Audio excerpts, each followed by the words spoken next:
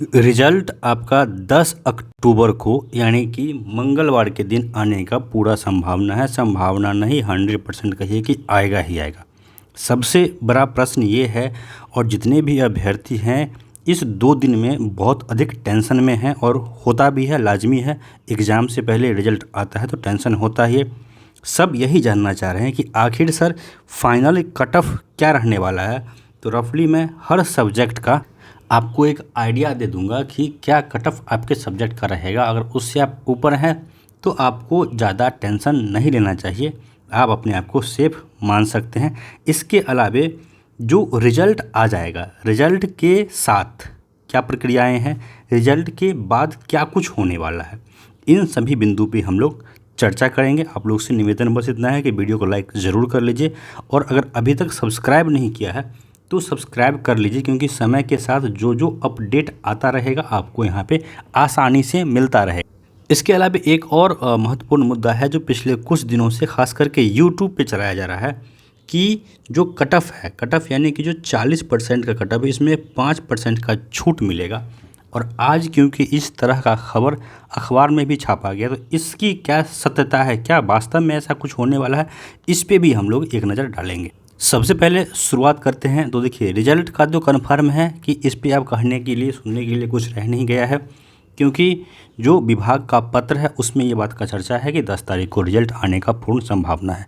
अब रही बात रिजल्ट के बाद क्या, रिजल्ट के साथ साथ जो आपका पीडीएफ मिलेगा, या फिर हो सकता है कि जो आपका डैशबोर्ड है जहाँ पे आप लॉगिन करते हैं वहाँ पे आपको रिजल्ट दिया जाए। तो इसके बाद क्या होगा कि उसमें आपका स्कोर आपको बता दिया जाएगा कि आपने कितना स्कोर किया है। आपके सब्जेक्ट का कैटेगरी वाइज कट ऑफ क्या है वो भी उसमें पता रहेगा।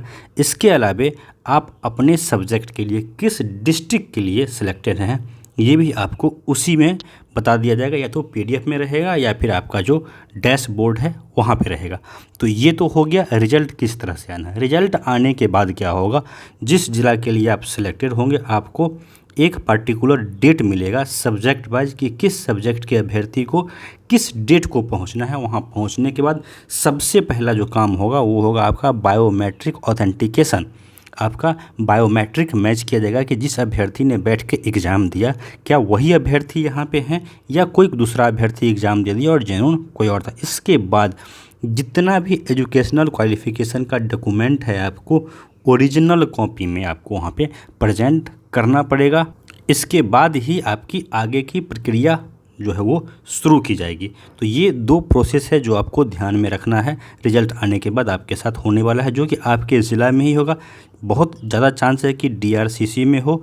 बहुत सारे ऐसे भी ज़िला हैं जहाँ पे डीआरसीसी के अलावा हो सकता है कि कोई सरकारी स्कूल में ही करा लिया जाए या फिर डीआरसीसी में कराया जाए। अगला जो पॉइंट है कि क्या 5% का कट ऑफ में छूट बीपीएससी देने जा रही है। तो मैंने पहले भी कई बार कहा है और आज बात को फिर से दोहरा देता हूं, क्योंकि आप लोग बहुत बार एक ही प्रश्न को पूछते हैं कि ये कोरा झूठ है, कोरा अफवाह है, जो कि कुछ नासमझ लोग हैं जो चीज़ों को समझते नहीं, इस बात की गंभीरता को नहीं समझ पाते हैं कि एक झूठी खबर से कितने लोगों को पे असर पड़ता है, कितने लोगों की ज़िंदगी पे असर पड़ता है। तो ये एक कोरा झूठ है, इसका कहीं से कोई लेना देना नहीं है इस रिज़ल्ट से। तो इस तरह की खबर में आप नहीं पढ़िए। हाँ, अगर 75% सीट नहीं भरता है तो फिर 40% का जो कट ऑफ है इसको नीचे किया जाएगा। कितना नीचे किया जाएगा, जब तक 75% सीट या फिर 75% बच्चों का सिलेक्शन नहीं हो जाएगा।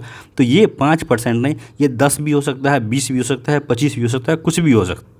तो इस खबर पे आप लोग बिल्कुल भी भरोसा ना करें, ये पूरी तरह से झूठ है। 5% का कहीं से कोई चर्चा ना विभाग में है, ना बीपीएससी में है, ना डिपार्टमेंट में है, ना मीडिया में है। पूरी तरह से एक तरह से कहिए तो सुनियोजित अफवाह फैलाने का कोशिश किया गया है।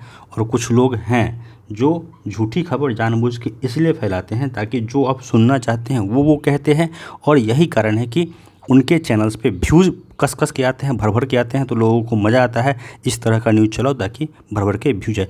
अब सबसे महत्वपूर्ण पॉइंट जो है अंतिम में कि कट ऑफ।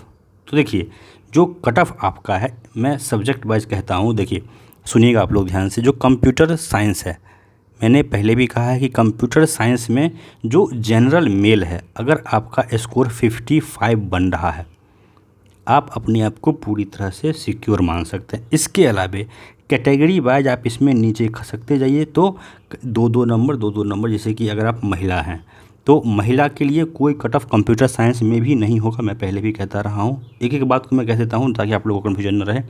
जनरल मेल के लिए 55 प्लस या 55 हैं, 1-2 नंबर नीचे भी हैं तो भी आप सेफ़ हैं।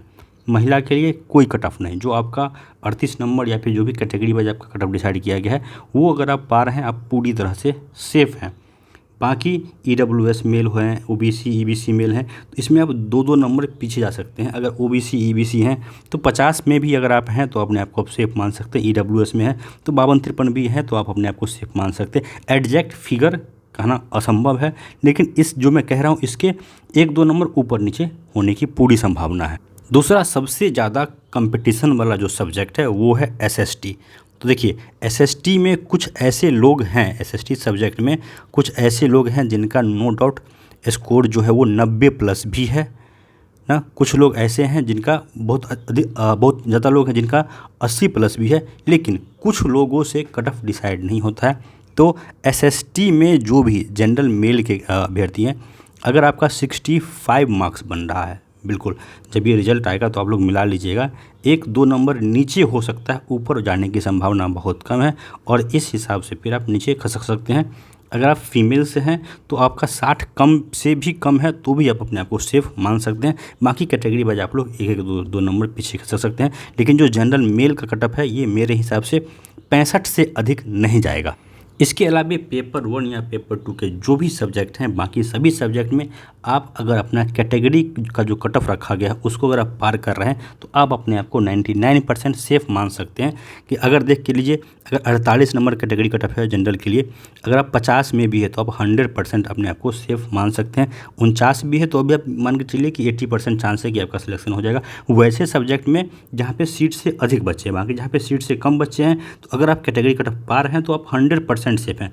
और कैटेगरी से नीचे, कैटेगरी कट ऑफ से अगर नीचे भी हैं तो भी आप ये मान के चलिए कि अगर 75% सीट भरने या फिर 75% अभ्यर्थी वाला मामला के हिसाब से अगर रिजल्ट बन रहा है तो उसमें आप आ सकते हैं।